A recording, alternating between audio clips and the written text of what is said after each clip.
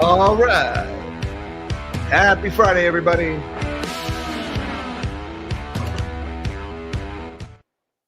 Good afternoon, all you magnificent melon heads of the world, and happy Friday, everybody. It's my favorite time of the week, my weekly wrap-up live stream, where I get to talk to all you fine people about all the goings on in the world of finance and economics. And the biggest story I want to talk about today is what's going on in commercial real estate. We've been a little quiet about commercial real estate over the last few weeks. Don't think that story has gone away. Oh no, it's actually picking up steam. Case in point is this building that I've talked about on this channel before. This very building, 1740 Broadway. Now, let me just bring up this picture. You guys may recall this video I did. This was like maybe 2 or 3 months ago. And I recycled the thumbnail a little bit today for this building. I cut a little bit of a corner there. This was the Blackstone building. And there's Steve Schwartzman there. He's the CEO of Blackstone.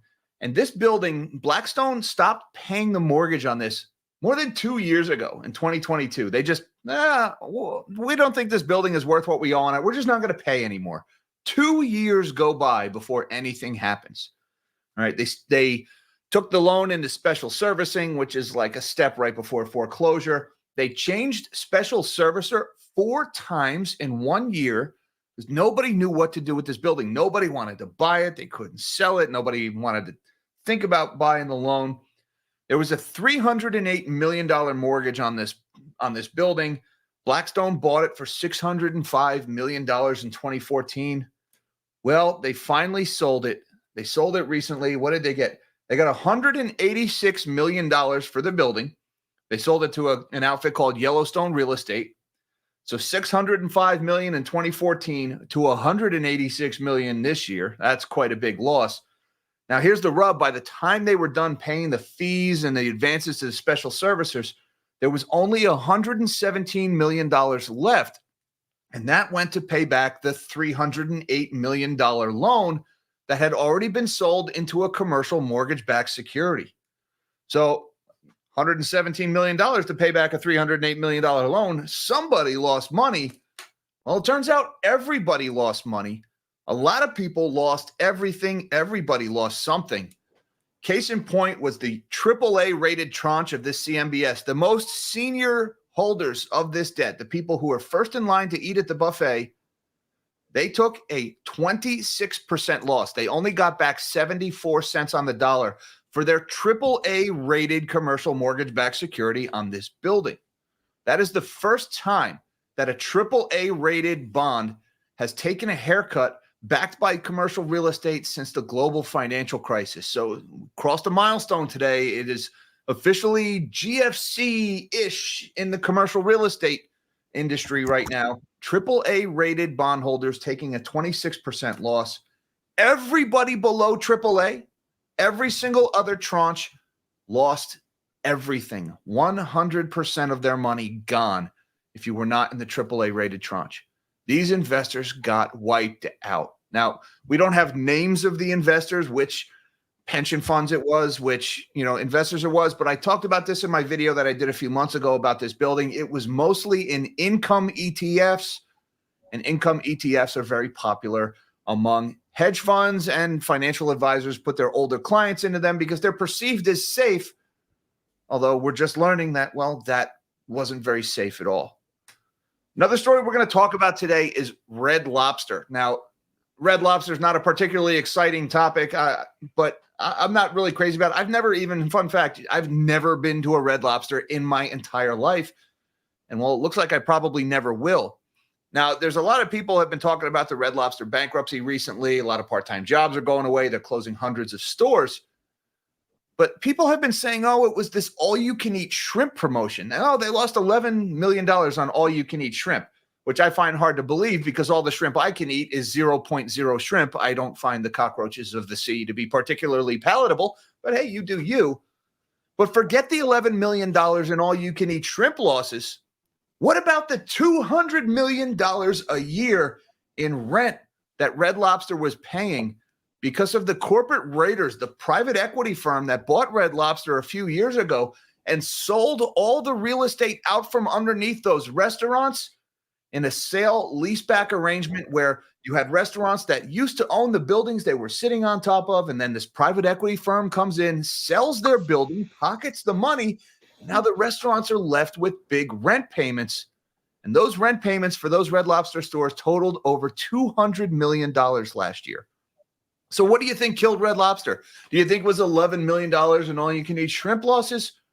Or was it these corporate raiders who came in, turned the company upside down by the ankles, shook it until all the loose change fell out of its pocket, then dropped it on its head, took the money, walked away, and said, "Good luck, little buddy"?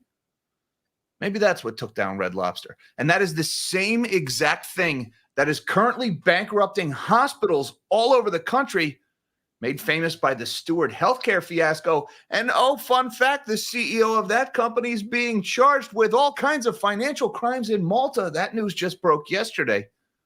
A lot going on in the world today. Why don't we shrink my melon of a head? Let's say hi to my man, Mish the Mod. Mish, how we doing today, brother? I'm doing great, man. Just hanging out here in Bulgaria. Hanging out in Bulgaria. And have you had a chance to dine on any of that magnificent Bulgarian cuisine that I couldn't pronounce from last week's stream? I've had a few things, and I don't try and pronounce it either. The nice lady at the restaurant smiles and shakes her head. Yeah, my non-regional diction is not quite what it needs to be. I don't get out very much. I like it here. I like where I'm at. Why don't we take a look at what's going on through market? Well, first of all, Mish, give me your impression here. This Red Lobster story. I mean, am I way off base? Do you think it was this sale leaseback thing? Is it the same thing that's going on in the hospitals? Oh, 100%. Whoever decided to okay them selling all their property and renting them back may have sounded like a great idea when they did it, because it's a tax thing. It's a corporate tax thing. But when you get a downturn, it's horrible because you can't get out from under it. It's all rent. Yeah, and it really is. Go ahead. I was going to say, a lot of these major corporations are more real estate than anything else, right? Look at McDonald's, look at Wendy's, right? These guys are real estate companies. They're not restaurants. Yeah, it really taxes the franchisees, these sale leaseback arrangements. And I can't help but think of like Gordon Gekko, or even whatever Richard Gere's character was named in Pretty Woman, right? They buy this business. They call it asset stripping. They just sell off everything that's worth anything. And then all of a sudden, these companies are set on a course to be just run into the ground. Private equity leaves with their profits. And then eventually these companies just cease to exist and everybody loses their jobs. And I don't know. How do you protect against something like this? How do you stop something like that from happening without the government getting involved and doing something even worse? It's a rhetorical question. Thing, right? Yeah. Anyways, let's get through the markets here. Let's see what's going on. We got about a half hour trading left in the day today. The S&P 500 is, screen refresh there for some reason. Give me 1 second. Let's close that up. Here we go. The S&P is up 32 points, or 0.6% to the upside at 5,299. S&P just keeps grinding higher here. Now, one thing I noticed, this is looking at an S&P. This is the chart going all the way back to about November. These are daily candles. What kind of caught my attention was this red candle yesterday. All right, when we zoom in on that, all right, that was NVIDIA's magnificent earnings. And the S&P opened at a fresh all-time high after those magnificent NVIDIA earnings, as I think everybody was expecting. Oh, yeah, the next leg up in this bull market. But look where it ended up closing the day. This, to me, looks like an index that's running out of steam here, starting to roll over a little bit. Something to keep an eye on, because that red candle, that was some very good news, depending on your outlook on life. That was some very good news for the NVIDIA investors, we'll say.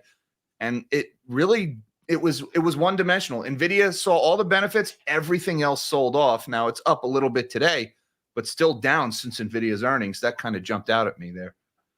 The Dow, meanwhile, is down again, another 10 points lower today. A small amount, still over 39,000 after touching 40,000 earlier this week, and that big 600-point loss yesterday. Meanwhile, the NASDAQ is grinding higher again. Big tech is loving life here, up another percent despite the Dow being down. 168 points to the upside, 16,903 for the NASDAQ.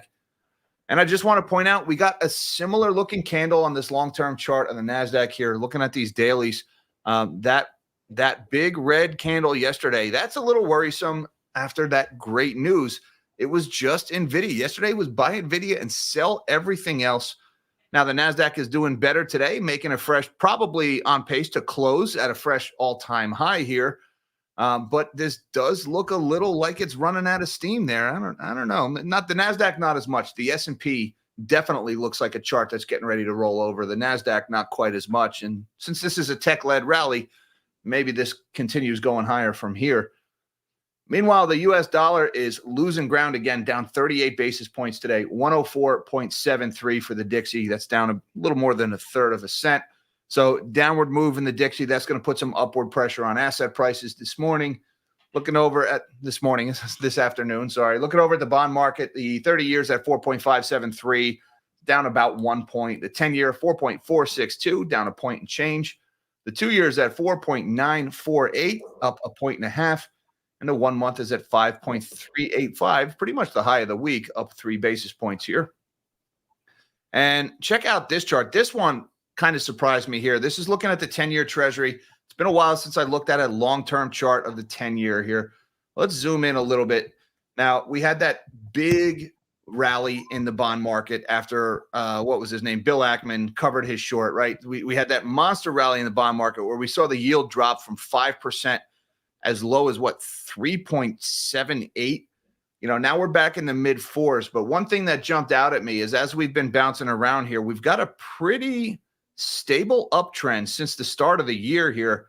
If you connect these lows, and we just kind of bounced. If I'm going to zoom in a little bit, we bounced right off of that trend line just a few days ago here, which also coincided with the 200-day moving average. And now we have broken above the 50-day moving average in the 10-year Treasury. So this chart is looking like the 10-year is going to keep grinding higher here unless we get a break below this trend line here, which right now stands at about 4.38%. And I don't really see any catalyst at the moment. Maybe another lower than expected inflation print would probably break this trend. But, some data that we got today says that may not be happening. But it looks like the 10-year is going to keep grinding higher here. Looking over at the commodities board. Going back to the 10-year. Yeah, going back to the 10-year, Jack.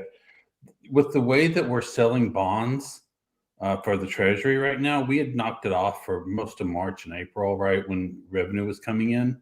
But now we're back to selling, and we're selling somewhere 140, 200 billion a month now. So we're getting that pressure again. So that is not going to let bonds come down. Yeah, that's a very good point. That new issuance is going to pick up here because tax season is behind us. The government, they got their big cash windfall in April, and now they're going to start with the bigger auctions again. And, I got to point out too, keep your eye on Japan, keep your eye on China selling. There is just that foreign demand for U.S. government debt just isn't what it's been for the last few decades. That is a new shift. It's just these last couple of years. That's going to be a headwind for the bond market going forward, which means somebody has got to step in to buy up all those extra bonds. I don't think U.S. investors is going to be enough to do it. Probably going to end up seeing the Fed stepping in to monetize this debt again. Moving on to the commodities board, we've got spot gold is at $23.32. That's up a little over $4 here, 0.2% higher. Spot silver is at $30.32, up about 20 cents or 2/3% higher. We've got coppers at $4.75 for July copper futures. That's down about 3.5 cents, 0.7%. Platinum futures are up 0.5% for the month of July. June palladium futures are down about 0.7%. Crude oil's at $77.72 for July WTI futures. That's up about 85 cents. I tell you, it's been kind of weird to watch oil sitting out this commodities rally. All the metals are doing really well. We heard about lumber. We heard about plastics, all these things this morning in the live stream, talking about some of the inflationary statistics we got in the PMIs yesterday. But oil, of all things, is sitting this out. It's been kind of unusual. And guys, OPEC has been extending their production cuts here. It's not like anybody is flooding the market with supply here either. It's been pretty interesting to see that. And before we get into some of the other charts, we're getting a little backed up in these comments. So I want to say thank you so much to M&J for gifting 10 Nobody Special Finance memberships. Thank you so much for supporting the channel, M&J. And guys, if you receive one of those memberships, be sure and let M&J know you are grateful in the comments. Drop a thank you there. Thanks, M&J. Thank you also for your services as a Blue Wrench. And thank you to Bruno Rivas. Am I saying that right, Bruno? Thank you very much, Bruno. It's okay to talk about Bruno today. We're gonna let that one happen. All right. Oh, yes. Thanks for your streams, Melonhead. You are most welcome, sir. And thank you so much for putting We Don't Talk About Bruno back in my head, where it will most likely remain for the next 6 months, because it took me 6 months to get that out of my head the first time it got stuck there. But thank you very much. I appreciate the kind words and the very generous support of the channel, sir. You are most welcome, and thank you for watching. And Andrew the Great is in here also. Thank you, Andrew, for the super chat. He sends a big number 3. All right, I'm happy to be in your top 5. We're working our way up to number 2, but thank you, Andrew. I appreciate the super chat, sir, and the support of the channel. And hey, my buddy Mike is back. What's going on, Mike from Oban RC and Bat Safe? He says, hey, Jack and Mish, Platinum and the upcoming elections in ZA. Is that Zaire? Is that what ZA is? Zimbabwe? South Africa. Oh, ZA is South Africa? Okay. Oh, that makes sense. I'll make sure. Go ahead. Okay. But that makes sense in the context of Platinum. South Africa is the biggest producer. He's saying Platinum in the upcoming elections in South Africa could pump it hard. 80% is mined over. They definitely talking about South Africa there. That's a very good point, Mike. I tell you, any kind of instability or unrest, and I'm not saying there's going to be in South Africa, but with so much of the world's platinum coming from those mines. And I remember there was riots in like 2021, 2022 in South Africa. And there was this one highway, this one corridor that connects 2 major cities. I think it's Johannesburg and Durban is the big port in South Africa. There's this one highway that like 60% of global platinum ore crosses this one highway. And when it was disrupted for the riot, it sent platinum prices soaring. So that is an excellent point. And you could argue that, you know, South Africa is a single point vulnerability. It's a BRICS country, not exactly simpatico with the U.S. and the U.S. dollar. And I would also add that the second biggest producer of platinum in the world, correct me if I'm wrong here, is Russia. So BRICS pretty much dominates the platinum market. And it's important to keep that in mind because, you know, we've had this whole like, oh, we don't need platinum because we're going to go 100% electric vehicle by next Tuesday here in the United States. That's not going to happen. The EV bubble is bursting. So a lot of these assumptions about reduced industrial demand for platinum moving forward, I think need to be reevaluated because of what's going on with EVs. And I agree. There's some upward pressure on platinum there, along with, you know, what's happening in gold and silver, I think is going to push on platinum as well. So that's an excellent point, Mike. Thank you, sir. It's good to hear from you. And thank you for the support of the channel. And let's move on a little bit, guys. Speaking of metals here, I just want to look at the silver chart here. So silver had a rough couple of days. They increased the margin requirements a few days ago at the CME. That drove silver lower. We were looking pretty good this morning, but we got a pretty big wick on top of this candle here for silver prices.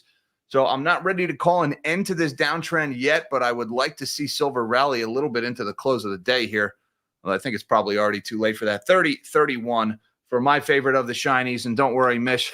By the way, somebody in the comments told me that if I lick this silver bar, it becomes mine. Don't worry, guys. We're not going to start licking things on this show. It's not that kind of show. I'm not knocking it. It's just not what I'm into. But somebody told me to lick this silver bar, and then it automatically becomes mine. That's somebody who grew up in a multi-child household. I can guarantee you that. Don't worry, Mish. You lick my bar. I'm licking your computer. Okay. This show got disgusting real fast, didn't it? Please don't lick my computer. Your silver is intact. Looking forward to seeing you in a couple days here, brother.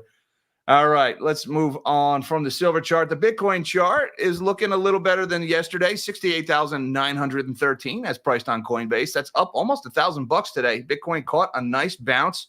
The initial sell-off from the approval of the Ethereum ETF appears to be behind us. All right, let's get into the main story here. This one in Bloomberg today. Losses pile up in top-rated bonds backed by commercial real estate debt.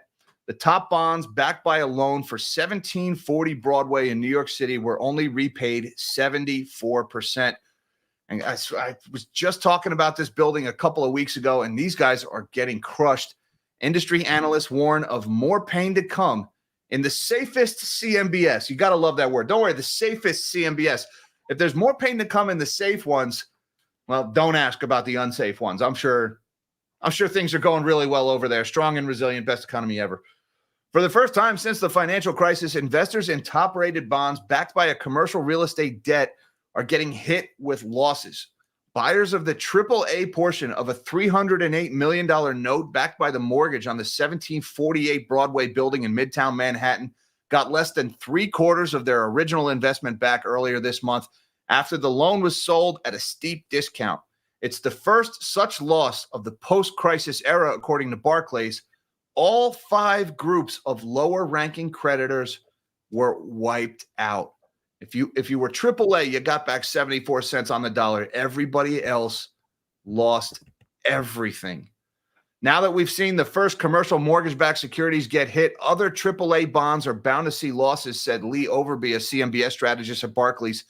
These losses may be a sign that the commercial real estate market is starting to hit rock bottom.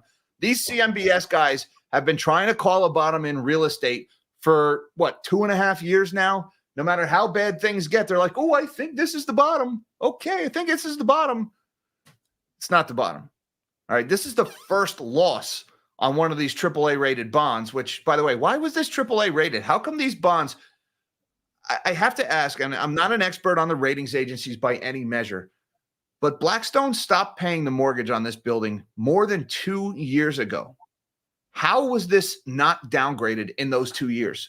When the owner of the building hasn't paid because L Brands, Victoria's Secret, basically moved out of this building, and they were the biggest tenant in the building. They took like 80% of the building's revenue with it when they left. How did the ratings agencies keep that AAA rating on that upper tranche of that bond? Maybe this is just me not understanding how these CMBS bonds work. Maybe some of it has to be AAA rated. I don't know. But when the when the payer hasn't made a payment in 2 years, it's pretty freaking far from AAA. That's just my opinion there. Now let's get into a little bit of the numbers here. With about $700 billion of non-agency CMBS outstanding and another $3 trillion of commercial mortgages on bank balance sheets, even a modest uptick in losses could weigh on the financial system. Now, this chart here, they're showing who's actually taking the losses based on the class of the bondholders. There's your Class A owners who were AAA rated. They lost 26% out of $157.5 million. They lost 40.3. And then you can see Class B, C, D, E, F, everybody else on this chart, 100% loss. They got wiped out. They lost everything. But it's all right. Bloomberg made the chart blue. So it's light blue that's softer. And, in focus groups, it seems like people get less panicky when their 100% loss is presented to them in baby blue. It's almost cute.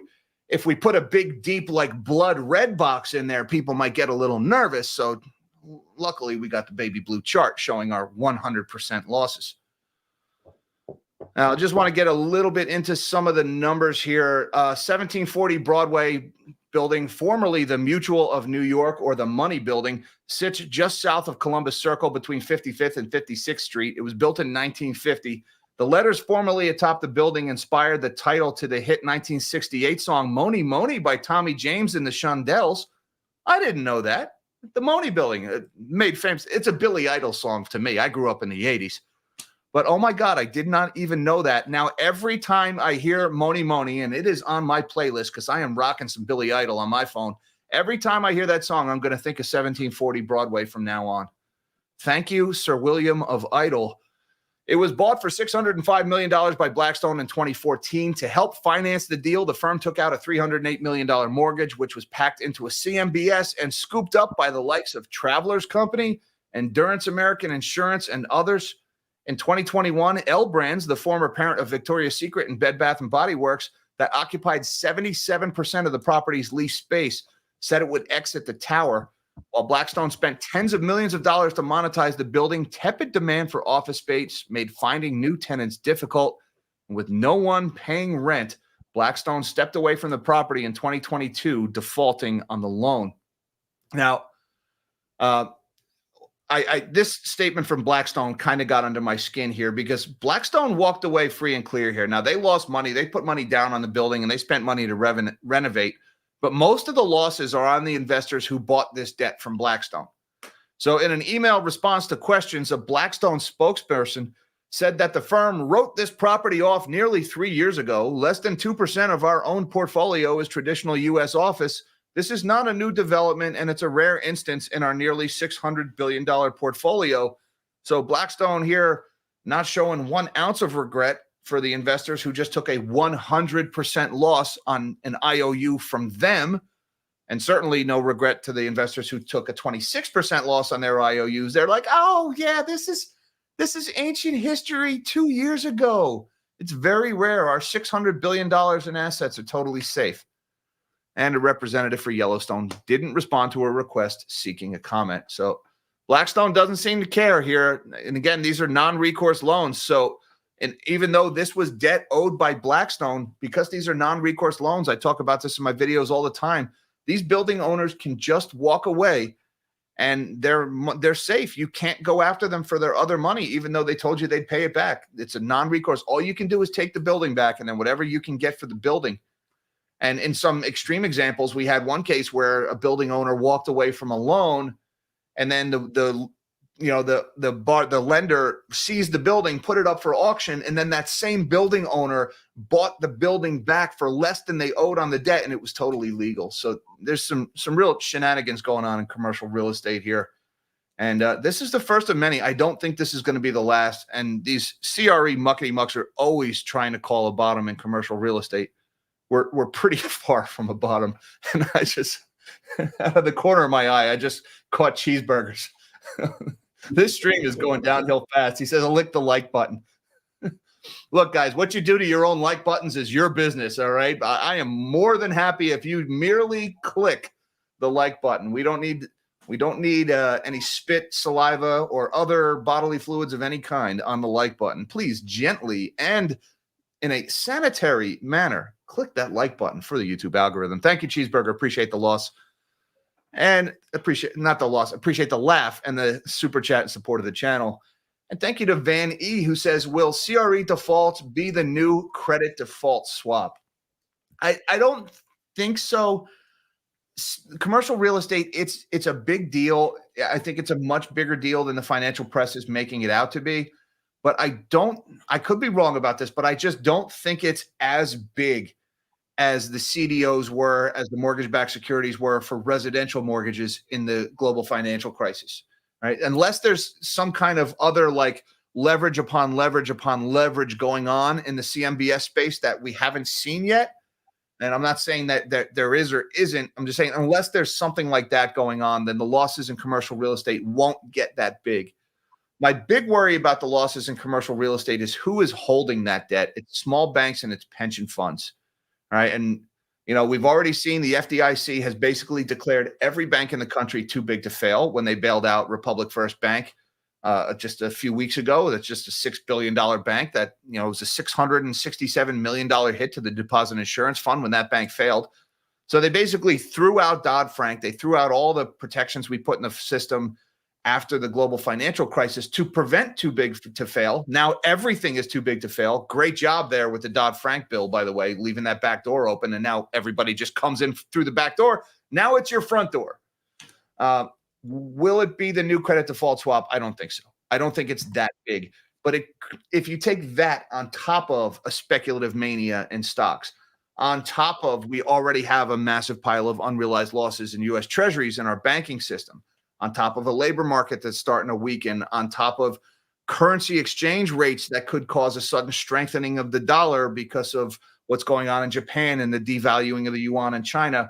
When you add CRE to all these other issues combined, I think it's actually much bigger than the GFC. But will all those things pop or will they fall like dominoes? I don't know. Chances are they're going to inflate and inject liquidity and try to prevent that from happening. Of course, that just brings back the inflation problem, which is a whole new set of problems. Rinse, repeat. Thank you, Van E. I appreciate the super chat and support of the channel. And thank you to my man, Alex Lieberman, who says, glad to hear these loans are not sticky. Could maybe use some Elmers to keep them stuck. Yeah, I'm sure. Alex is making a reference to the what was it? Google's AI telling us to put glue on our pizza yesterday. If you hadn't seen that video, I had fun making that one. Google is scraping Reddit for its data to train its large language models. And so when you ask Google, how do I keep the cheese from falling off my pizza? It tells you you could use 1/8 of a cup of non-toxic Elmer's glue. And it's important they put non-toxic in there. I mean, we can't have people putting the toxic version of the glue in our pizza. What are we, barbarians? So well, that's why you can't sniff liquid paper anymore, right? Took out the toxins. Because they've got the what in there? You can't sniff liquid paper anymore because they took out the toxins. Oh, they did? I mean, you can still sniff it. It's not going to have the effect, I guess. Yeah, don't go sniffing whiteout either, guys. Yeah, AI was telling us to put glue in our pizza. Is that, maybe we start labeling our pizza glue-free, or maybe we're like glue-tin, gluten-free. We get rid of the tin. Maybe we're just glue-free. There's no glue in this pizza. Yeah, AI. Maybe I shouldn't go down that AI highway again. I spent a lot of time talking about that one last week. But thank you, Alex. I appreciate the super chat, sir, and the laugh. And thank you to Tanisha, who sends a super sticker. And where's the super sticker? Oh, it didn't show up. What the heck? It says, you're amazing. I am amazing. Thank you so much. There's the pear-shaped Jack. I let myself go. He's dancing around there. He says, you are amazing. Thank you so much, Tanisha. I appreciate the super chat, the super sticker, and the support of the channel. You guys are too generous. Thank you so much. Let's get on, though, with the – oh, wait. Matt is back. Cheeseburger's back. He says a lot of copium out there among so-called experts at the moment. Well, look, while we're talking about copium, let's talk about that. This is going to be a little out of order with what I planned. I have a new project that I'm working on with my friends Travis and Melody, and we are going to debut that new project tomorrow. And it is because of that copium and that hopium in the traditional financial press that we are doing so. And that is this one that you see on your screen, the Doomers News Network. And we will be premiering our first live stream on this all-new channel tomorrow at 11 a.m. Eastern Time. Me, Travis, and Melody will be getting together. And look, the corporate financial media who says whatever the people who buy commercials on those ads want them to sell. And if you ever watch the commercials on CNBC, it's all these financial advisors who want you to give your money to them to manage for a fee. And so CNBC isn't going to say things that upset them, and Bloomberg isn't going to say things that upset their sponsors. The financial press has turned into cheerleaders for the financial system, and they are negligent in their role as watchdogs of the financial world. The financial press is supposed to report on what's going on. They're supposed to tell the truth. They're supposed to alert people to what's going on so that when it happens, bad things don't happen to them. People have time to respond. And instead, what they do is they run interference and they obfuscate and they lob pre-approved softball questions at central bankers who have made life unaffordable for 80% of the freaking population. Nobody in the financial press tells the freaking truth anymore. They're just cheerleaders. And so when they call channels like mine and Travis's and Melody, they call us doomers because we call it like we see it, not we call it how our sponsors want us to call it. Well, if that makes me a doomer, then I will happily wear that stripe on my shoulder right underneath the perma bear. That's right there in invisible ink. So if you're going to call us doomers, sure, we'll embrace the moniker. So we are starting the Doomers News Network. And our first live will be tomorrow. There's a link down in the description if you're watching on YouTube right now. Check that one out and subscribe. And I hope to see you guys on that one tomorrow. So thank you, Cheeseburger. You're right. There is a lot of copium out there. There's way too much. Hence the new project. I appreciate the opportunity to plug it and the support of the channel. All right. Now, guys, that 1740 Broadway story, again, on the CMBS here, it's not an isolated case. That's the thing. This is the triple net investor at Triple Net Invest. And this guy is one of the best commercial real estate X accounts, Twitter accounts that's out there. And he's been posting a lot of these little snapshots of buildings and what they were bought for, what they owe on them, who's taking a loss on it. And today he's talking about the Pacific Place building. This is a building in Seattle shown here on this screen. And this is just to illustrate how, 1740 Broadway is not an isolated case. This is happening in every city all across the country, whether you hear about it in the copium financial press or not.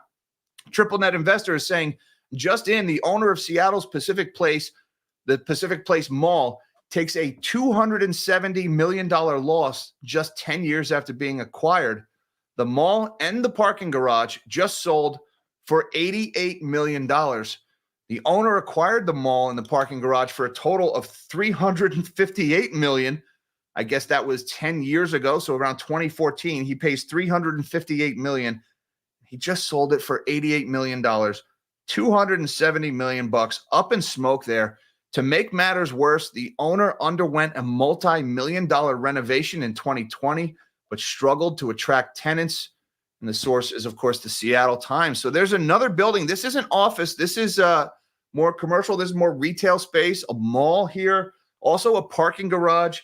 $358 million 10 years ago, $88 million today. $270 million disappears. All right, guys, every building, picture every rectangle and every skyline of every city. There's so many of these buildings with these losses happening here. There's just no way we're going to get out of this without some kind of pain. And there's no way that a couple of 25 basis point rate cuts are going to fix this problem. That's not going to make people start shopping at malls, and that's not going to make people start working in offices again. And Alex Lieberman says, have a good weekend, Martin, if you're creeping around. Can't wait for the Twitter fight later. Look, I'm not going to send too much press to that clown. But look, there is this famous slug out there who I guess gets lonely on Friday nights, and he likes to take cheap shots at me over the NVIDIA story. And he's been kind of quiet the last few days. I hope nothing bad happened to him. Anyways, if you're listening, Marty, hello, have a good weekend. And I don't know. I hear chatbots are pretty cool. Maybe occupy your time more productively. Anyway, thank you, Alex. I appreciate the super chat, and I appreciate you poking that bear. Also, one more point. Oh, go ahead, Mish. Sorry. Yeah, I was going to say, remember, when you lose $100, it's your problem. When you lose $100 million, it's the bank's problem. And we still haven't seen any banks taking any of these hits yet, right? We're seeing it every week where these buildings are, getting written down, but no one's taking the hit. No one took the hit from Evergrande. So they're just leaving it on their books, I think. Extend and pretend, brother. That's just pretend like it's not happening. You're absolutely right. 2 years that 1740 Broadway building sat without a payment. I mean, can you imagine if you stop paying your mortgage for 2 years, how long before the bank comes and kicks in your door and throws all your stuff out on the sidewalk? Hell of a lot faster than 2 years, I can tell you that. These guys are just sitting on these buildings. And, we know there are some banks that are exposed to commercial real estate, right? Like office played a role in New York Community Bank, but multifamily was a really, really the lion's share of the losses there. I don't think we've heard the last from New York Community Bank. The problems at that bank are a hell of a lot bigger than that $1 billion cash infusion they got from Steve Mnuchin. And they're still debating the rental increase that's going to be allowed in New York City this year. I think we get that answer in June. And if the landlords aren't allowed to raise the rent more than a couple of percent, I don't see how these building owners don't just walk away from the loans here. If they're already not cash flowing, they're burning through cash, a 2% rent increase, especially considering these are buildings where it's a lot easier to get tenants than it is to collect rent from them. So I don't think we've heard the last of New York Community Bank. And to Mish's point, that's really the only one we've really heard about any kind of distress in the banking system caused by commercial real estate.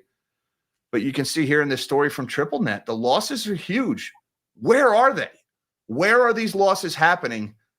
The answer is in your small banks and in your pension. Whether they admit it or not, it doesn't change the value of these buildings. Sooner or later, this thing comes to a head. That's a great point, Mish, about the extended pretend there. And thank you, Kevin DeBella, who says, new things I'm doing due to inflation: gardening, canning food, second job, making homemade bread and tortillas. What does he say? Grinding and slicing my own meats, not too much upfront capital, less poison ingredients. So a little bit of a healthier lifestyle, a little bit of resilience to economic harm.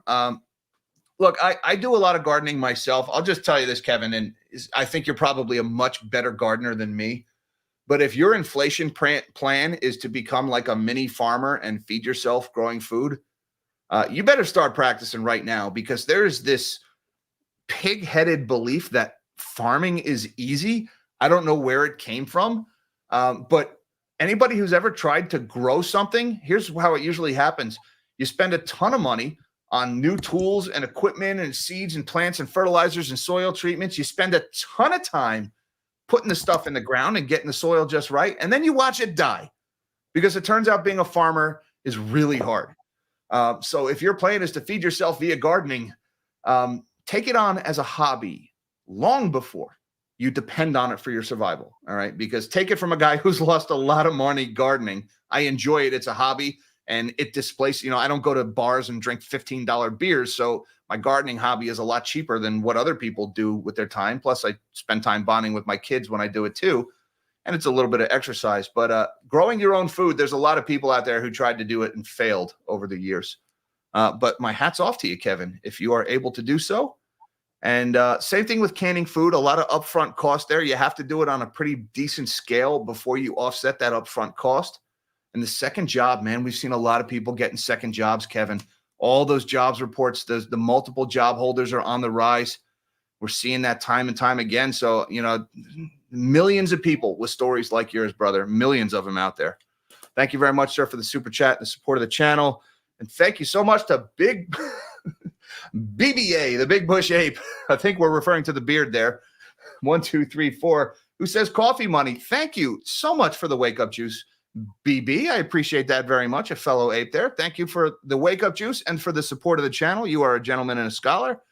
And thank you to my man Matthew, who says, whoa, off the books, filled those commercial loans with AAA rated bonds, filled with 90% BNPL loans like a boss, referring to those buy now, pay later, those point of sale financing loans that have been packaged up into securities and stamped AAA rated, even though the average borrower on those loans has a 660 credit score or lower, and they're rated AAA. Yeah, well, I mean, these building 1740 Bravos or 1740 Broadway's CMBS was AAA rated, so might as well make buy now, pay later loans to people with 660 credit scores AAA rated. I think we've pretty much established what that AAA rating really means.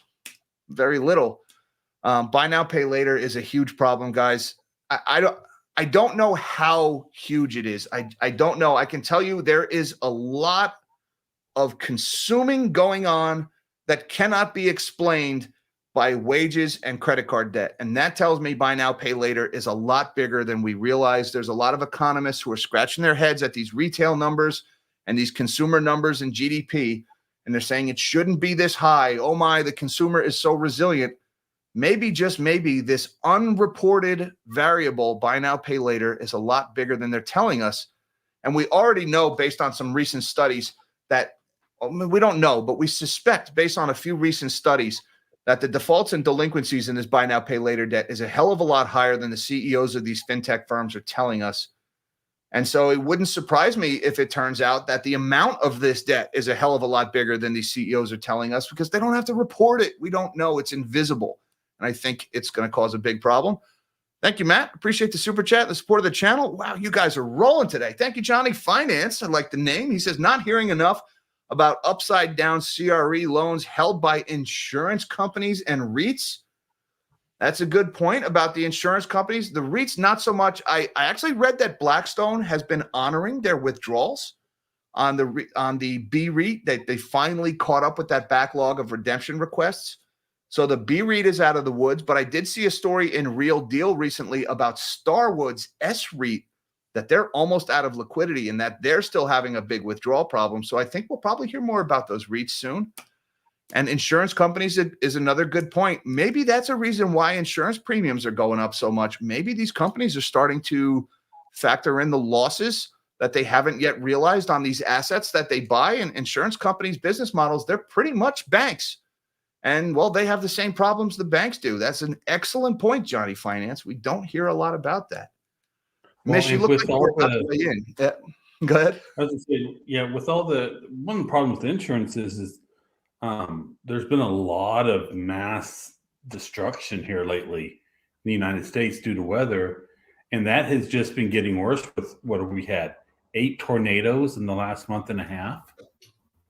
So it's all, everything I've heard from people is insurance premiums are going to start going up for everybody, not just people that are in the tough areas.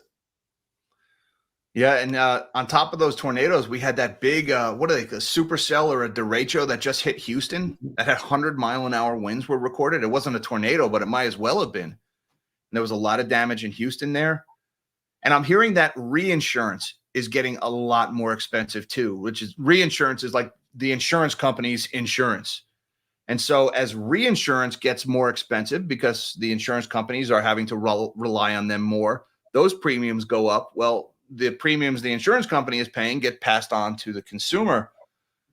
And in a lot of cases, people are just getting dropped. I mean, I'm hearing stories from people that I know, they're filing a claim for something that whatever reason the insurance guy comes to their house and he says, you need to replace a roof or we're going to drop you from insurance, or you need to paint your house or we're going to drop your insurance. You need to change your siding. All these things they're trying to do to drop people's coverage. I'm seeing a lot of anecdotes about that insurance companies are just coming out with these cockamamie ideas of upgrades to homes that people just have to make. When the people say no, they use it as a pretext to drop them from their coverage. I don't know if that's a trend, but I'm hearing a lot about it. So let me know if you guys heard something like that. Send me an email. If you don't want to put that kind of thing in the comments, I understand. You can send me an email, but I'd love to hear these stories from you guys. But yeah, insurance is a big issue. And by the way, they're saying this hurricane season, they're forecasting a pretty busy one. I heard 26 named storms, which means we could have 2 B hurricanes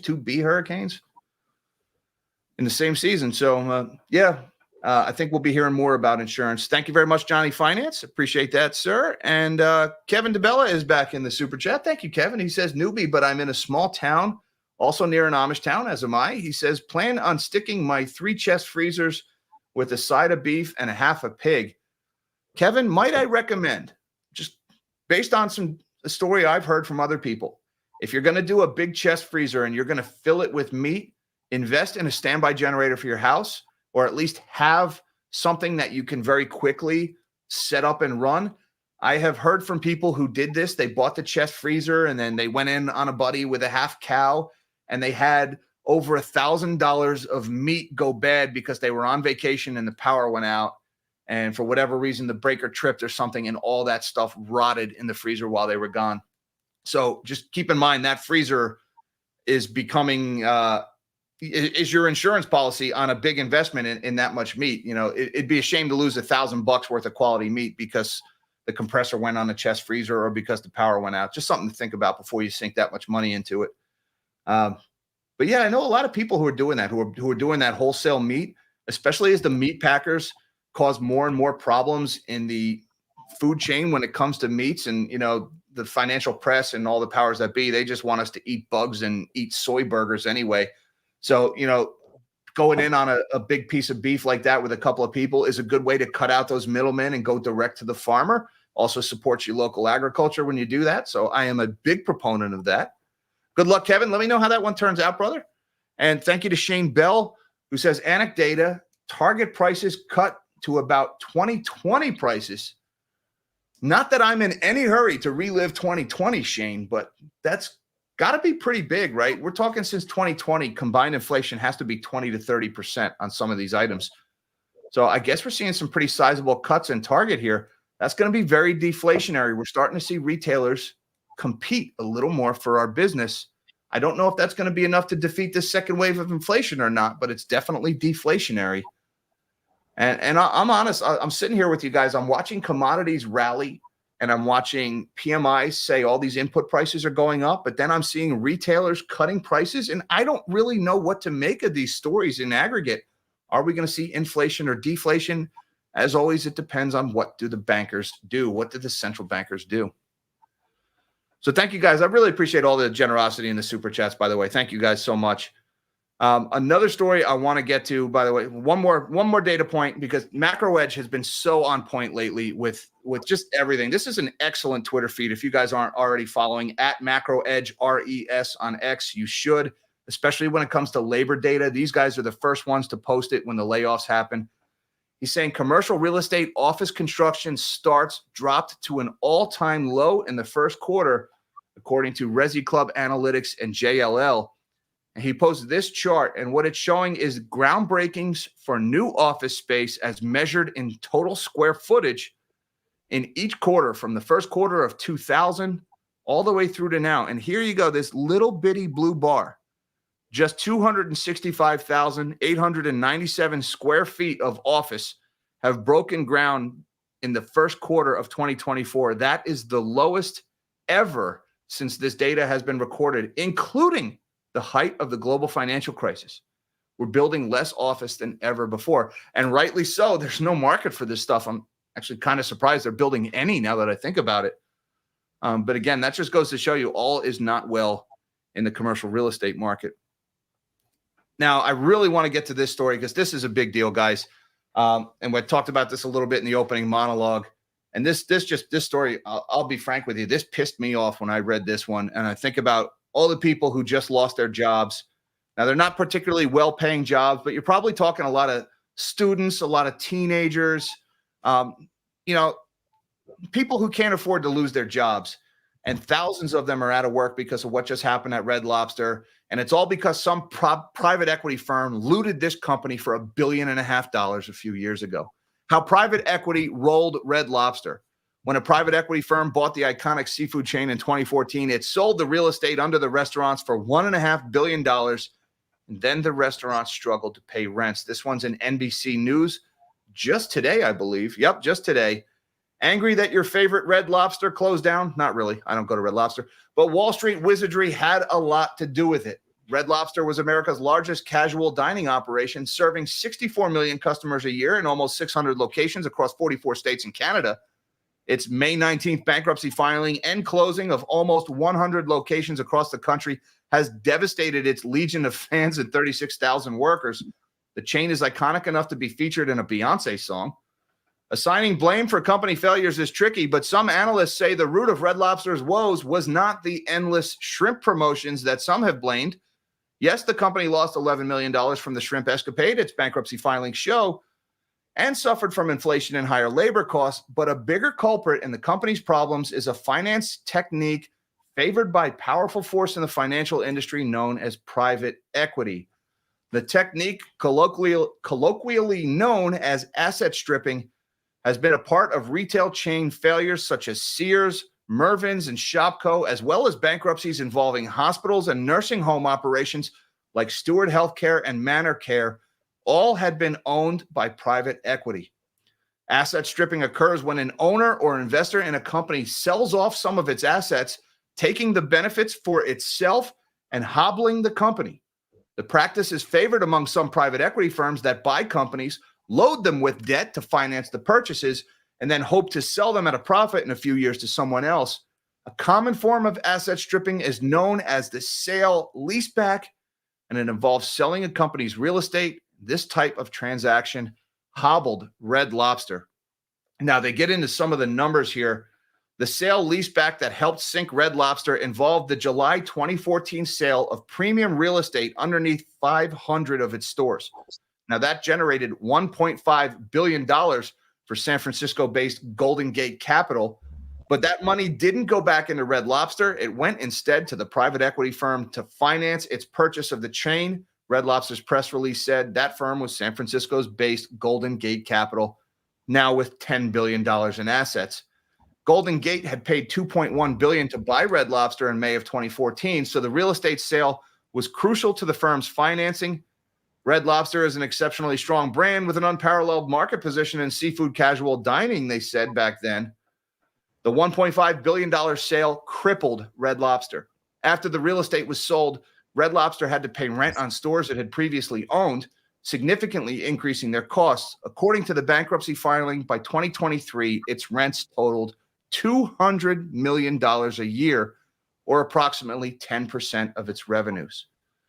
So people are out there trying to blame $11 million in all-you-can-eat shrimp losses when these guys were saddled with $200 million a year in rent that they previously never had to pay. But this private equity firm buys the company, strip mines it, loots it clean, bleeds them dry, whatever you want to say, takes $1.5 billion for themselves, and all of a sudden the company has to pay $200 million in rent. Of course, this company went under. Private equity killed it.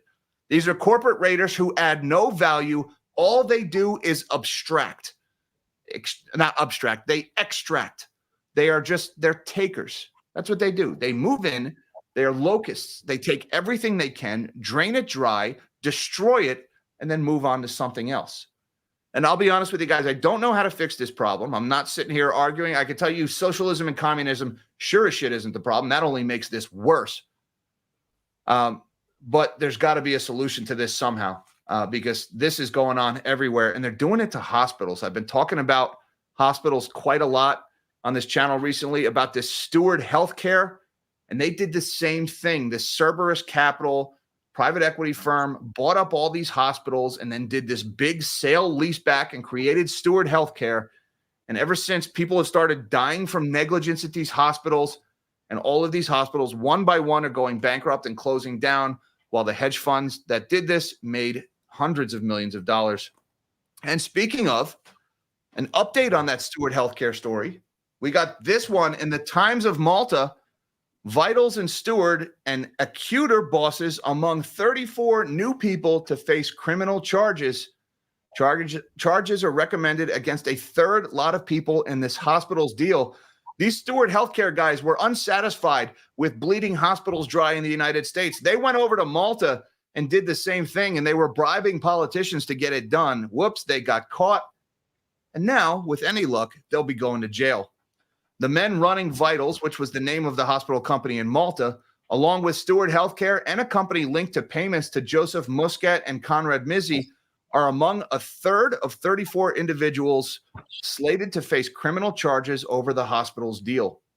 Investigators have recommended charges against Shaukat Ali Chowdhury, the man who is believed to have been secretly running Vitals, Sri Ram Tumaluri, and Mark Edward Pauly, its managing directors, along with Armin Ernst, the CEO of Vitals, and later president of Steward Healthcare, and Ralph De La Tour, the CEO of Steward Healthcare, along with a guy named Atul Wasebadi, the owner of Acuter.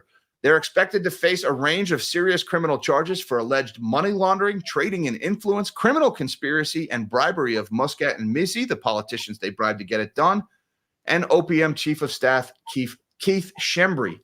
The 6 and a further 28 other people, from their family members to their business partners and employees, are a third group of people lined up to face serious criminal charges. All those cited in the third lot of charges are believed to live overseas. And this guy right here that I'm circling, there's Ralph De La Tour, the CEO of Steward Healthcare. And we talked about this on a past stream. I just want to bring this up again. This guy from Steward Healthcare, here's his yacht, guys, his modest boat. All right, I guess that's where Ralph spends his weekends. All right, hospitals going bankrupt, people dying in hospitals. That's what this guy does on the weekend. That's his boat, his $60 million yacht that he bought with the money he looted from hospitals. And just a reminder, this is Sangita Rashid, a woman who died in one of his hospitals shortly after giving birth. All they needed to save her life was this thing, a coil embolizer. But all of the coil embolizers at that hospital had been repossessed by the vendor because Steward Healthcare didn't pay their freaking bills. And so they didn't have the coil embolizer they needed to save her life. And this woman died right after giving birth, leaving that daughter and husband without a wife and a mother. And meanwhile, this guy is sailing around the world on this thing as a result of it. So I get a little emotional on this subject. I cannot wait to see this guy perp walked. Let me just put that out there. I can't wait to see it. All right, guys, we're getting a little long in the tooth here. Let's do one last trip through the market, shall we? And then we'll wrap this one up. Just as soon as I find the right window, there it is. The S&P ended up closing the week at 5,304. So it held on to that 5,300 level, up 36 points on the day. The Dow closed at 39,069, up 4 points for the day, just barely eking out a gain. And the NASDAQ had the best day of all, up 1.1% or 185 points higher, 16,920 on the NASDAQ. So stocks ended up having a pretty good week. But watch out for that failing momentum. It's starting to feel a little toppy. NVIDIA earnings you think would have been enough to propel the whole market higher, but pretty much just NVIDIA, nothing else really. You know, the other AI stocks did all right, but that's one to think about there. And, well, let me just make sure. Did I miss anybody here? Several. Oh, yeah, several. Wow, we're behind. Let's go to my man, Grandpa. Thank you, Grandpa, for the support of the channel. He says Red Lobster was poorly run, and that opened the door for private equity to come in and pillage it. It wasn't private equity's fault. So a pre-existing condition in Red Lobster, I wouldn't know. I never ate there. But PE did what they do. They run the company better, and Pirates run the company better, and Pirates will stay away. And, you know, Grandpa, that last sentence right there, I mean, that is the Occam's razor solution here, right? Run better companies, and you won't be vulnerable to these leeches who come in and loot your companies and bleed them dry. You know, maybe we don't need 1,000-piece legislation that somehow adds $1 trillion to the debt and handicaps small business in favor of big business. Maybe we just need to run companies better. Maybe that is the simple explanation. Thank you, sir, for the refreshing dose of pragmatism on this afternoon live stream. You are a gentleman and a scholar, sir. And thank you to Matthew, says, I have 2 places to get my news now, DNN and bathroom stalls. Never dial a phone number you read on a bathroom stall. Let me just throw that one out there. Yes, looking forward to the debut of DNN tomorrow. Again, guys, link down below, the Doomers News Network. That is my new joint venture with my buddies Travis and Melody, and hopefully some others along the way. Looking forward to that one tomorrow morning at 11 a.m. Eastern time. Thank you, Matthew. And Cheeseburger says, how are all these RL employees going to pay mortgages? Let's hope, Cheese. I certainly hope that people who work at Red Lobster as their primary source of income are not the primary breadwinner of the household, and therefore that will not affect the mortgage. I hope. All right. Now, I get the whole, people need a living wage thing, but look, jobs in restaurants, bus jobs, waitress jobs, they're not meant to be jobs where you're supporting a family of 4 and a mortgage, certainly not mortgages at today's rates. So I don't know that this is necessarily going to lead to like foreclosures, but I think probably a lot of those second job holders that we've been talking about, the multiple job holders, maybe you had a lot of people who are supplementing their full-time work with part-time work. So that could be the difference between making a mortgage payment or not. It's certainly not going to help. But what I would add is maybe it doesn't affect mortgages directly. I think this probably will stress more rent payments than anything else. But landlords' mortgage payments tend to be derived from tenants' rent payments. And so if the tenants don't pay the rent, then that mortgage payment probably won't get paid anyway. So, there's secondary knock-on effects here. Good point, Cheeseburger. Thank you, sir, for the super chat and the support of the channel. And Kevin DeBell is back with more anecdata. Had a AAA-rated premium for years. Added my GF 2 years ago. Had to tow a car a few times and AAA premium. I got you. AAA, the auto service. Added my girlfriend 2 years ago. Had to tow her car for a few times, and AAA dropped me. No appeals process. I didn't know they worked that way. AAA will drop you if your car has to get towed too many times, huh? Wow. Yeah, just like insurance companies, right? They'll drop you if you claim insurance too many times.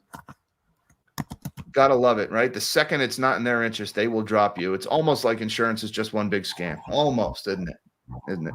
Imagine everything you're paying for everything insurance, right? Take your auto, your health, your vision, your dental, whatever insurance you have on your homeowners. Take all of the premiums that you're paying on insurance.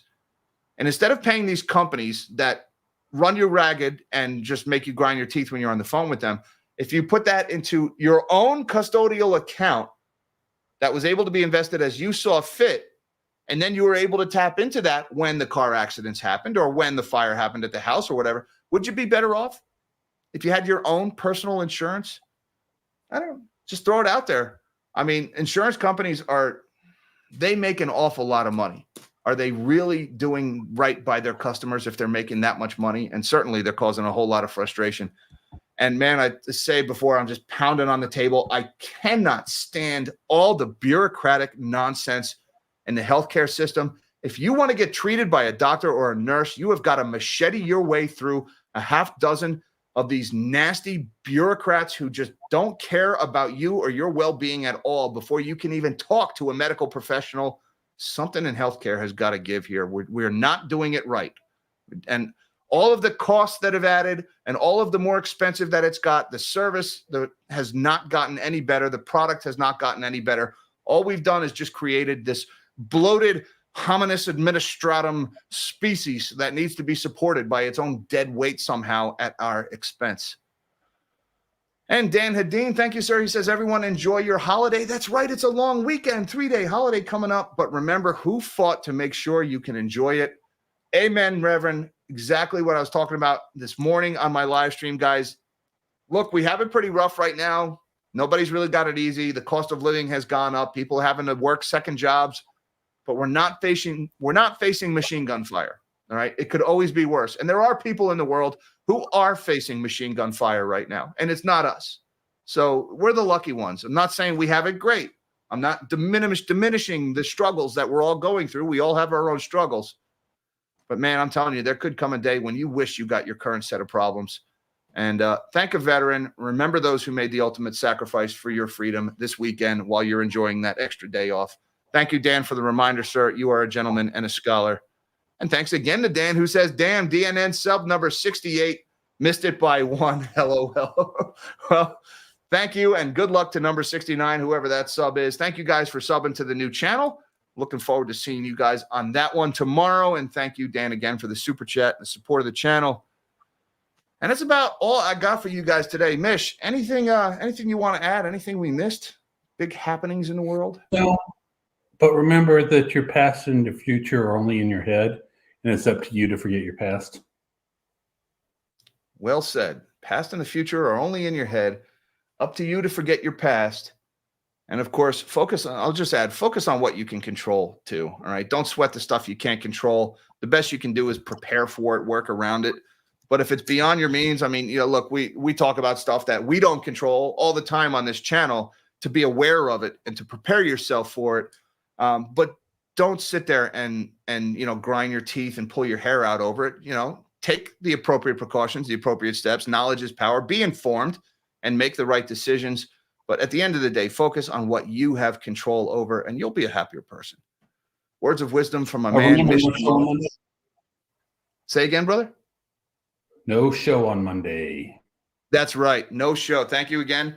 3-day weekend. So the markets are closed on Monday. So there won't be a morning update live on Monday. So you'll just have to go watch on DNN if you want to get your fix on Monday morning. I'll see you guys on Tuesday. Thank you so much to Mish and M&J and all my blue wrenches for keeping things neat and tidy for the chat. Thank you so much for your generosity in the super chats today, guys.